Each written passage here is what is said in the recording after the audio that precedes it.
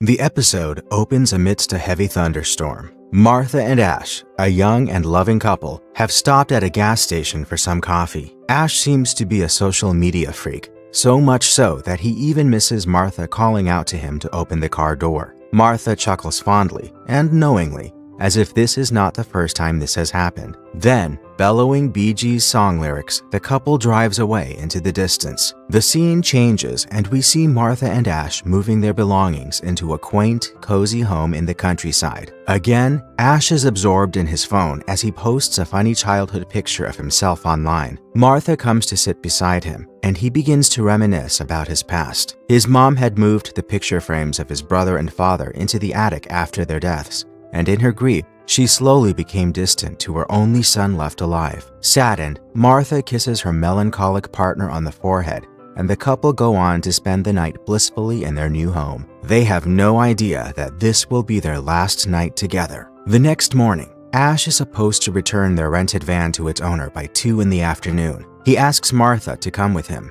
She, however, is unable to do so as she has a job as an illustrator, and a new assignment needs to be submitted by the end of the day. Ash leaves and Martha, peacefully unaware of what is about to happen, goes on about her day. The night grows darker and Ash still hasn't returned. Martha becomes worried as her calls repeatedly go to voicemail. Her distress skyrockets when the renting company says that the van hasn't been returned at all. While on the phone with her sister Naomi, Martha hears police sirens. Numbly, she walks towards the front door, and just as she catches the glimpse of the cops' faces, she knows her Ash is dead. Another cut. Martha arrives at the funeral where one of her friends, Sarah, starts to ramble about her own grievances. She goes on about how nothing felt real when Mark, someone dear to her, presumably her partner, passed away. The people didn't feel real, and whatever they spoke felt almost otherworldly, as if everything around her was surreal,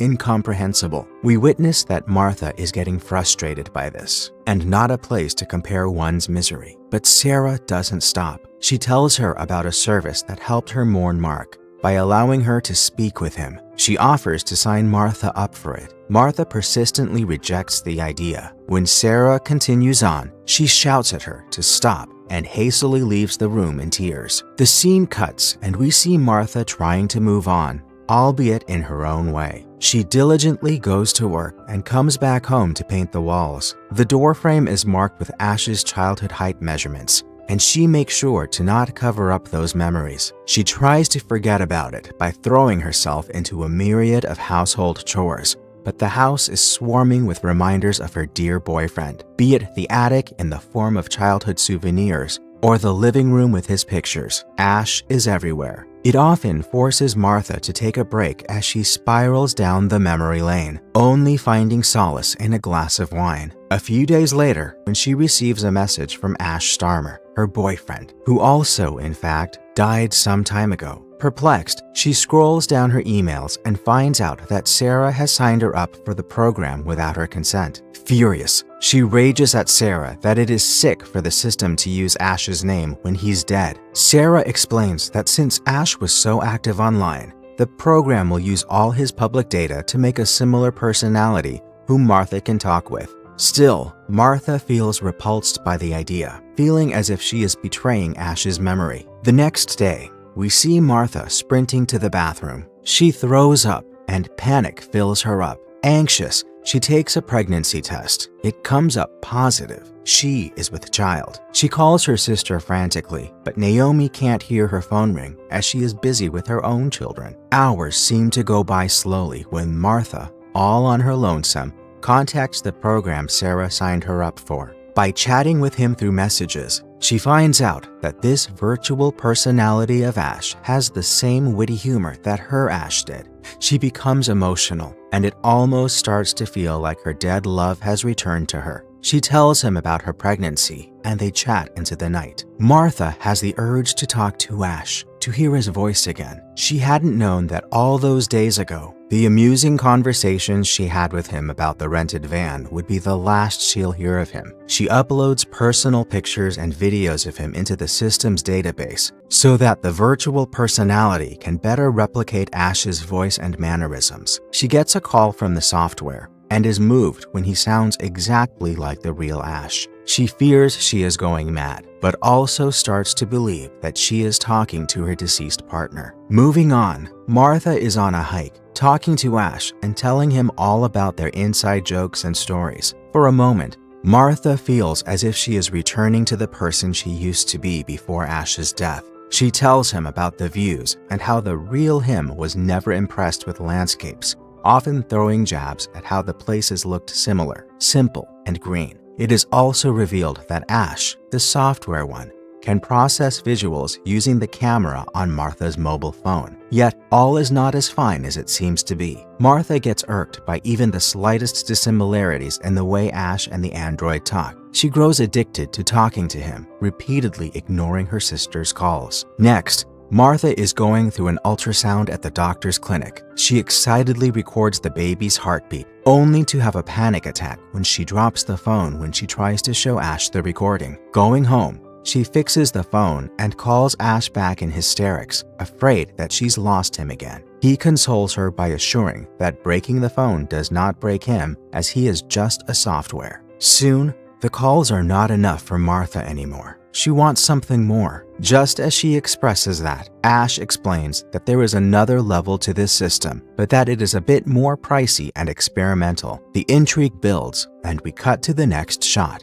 Two delivery men carry a huge box into Martha's house. She lets out a gasp when she sees what's inside. Body parts. Artificial body parts, as virtual Ash promises. Martha is concerned that it doesn't look like him, but he says that it needs to be activated first. Following his instructions, Martha submerges his body into her bathtub, along with some electrolytes. Virtual Ash disconnects the call, saying that he will upload himself into the body once it has finished the activation process. Some time has passed when Martha hears faint shuffling from the bathroom upstairs. She timidly moves towards the sound as it becomes louder and louder. Footsteps echo across the stairs. She stands still. There he is, her Ash in the flesh, with a concerning lack of clothes. He lets out a witty remark as Martha continues to gaze at him strangely. Martha's stress grows as she starts noticing the differences between the real and artificial Ash. The one in front of her doesn't need to eat or sleep. His skin is too smooth,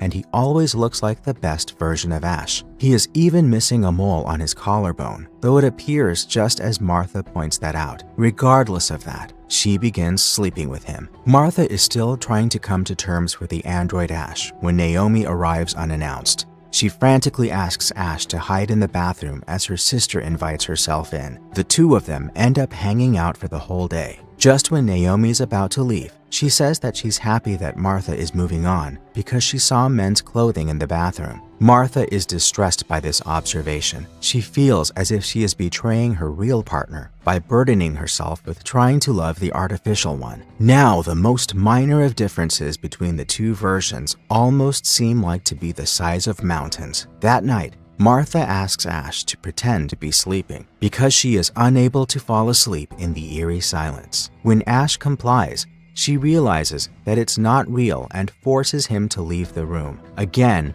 he follows her instructions like a robot would, resulting in her lashing out. The real Ash would put up an argument when asked to leave like that. Finally, grasping that this Ash cannot and does not feel emotion, Martha demands him to leave the house immediately. He, of course, obeys. The next morning, Martha is perplexed to find Ash standing near the fence, and he explains that he can't go more than 25 meters away from his activation point, the bathtub, unless his administrator, Martha, is with him. Not understanding why that frustrates Martha, he goes back to his witty remarks. Just like any other day, after having a shower, Martha finds Android Ash standing in the living room, holding the childhood picture of real Ash that we saw in the beginning of the film. He calls it funny. We cut to Martha and artificial Ash in a car, listening to Bee Gees lyrics. Martha drives Ash to a cliff looking towards the beach. Ash, unaware that anything is wrong, continues with his humor. They stop,